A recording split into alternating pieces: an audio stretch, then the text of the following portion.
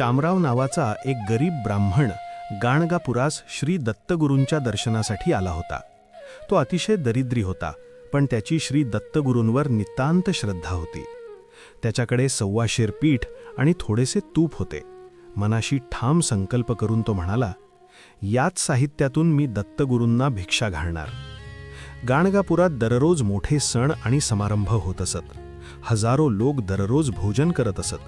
अशा वेळी केवळ 1.25 शेर पिठातून श्री गुरूंना व त्यांच्या हजारो शिष्यांना जेवण घालण्याचा विचार केल्यामुळे लोक शामरावांची चेष्टा करू लागले.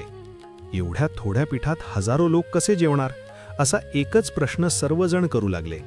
परंतु श्री दत्तगुरूंनी आपल्या अंतर्ज्ञानाने शामरावांची भक्ती ओळखली. त्यांनी शामरावांना बोलावले आणि सांगितले, आज तुझीच भिक्षा आम्ही स्वीकारणार, तू स्वयंपाक कर. शामरावांनी आनंदाने स्वयंपाक केला.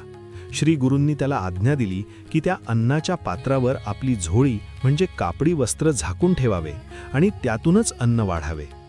श्री गुरूंच्या आशीर्वादाने तो 1.25 शेर पिठाचा स्वयंपाक कधीच संपला नाही. हजारो ब्राह्मण, शिष्य आणि गाणगापुरातील सर्व लोक तृप्त होईपर्यंत भोजन करत राहिले. तरीही अन्न कमी पडले नाही. शामरावांनी सर्वांना पोटभर वाढले.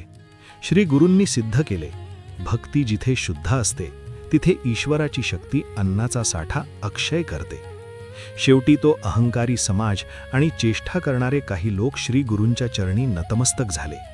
भास्कर ब्राह्मणाचे दारिद्र्य दूर झाले आणि त्याला श्री गुरूंचा परब अनुग्रह प्राप्त झाला. हा अध्याय आपल्याला शिकवतो, भगवंताला साहित्यापेक्षा भक्तिप्रिय असते. अवधूत चिंतन श्री गुरुदेव दत्त.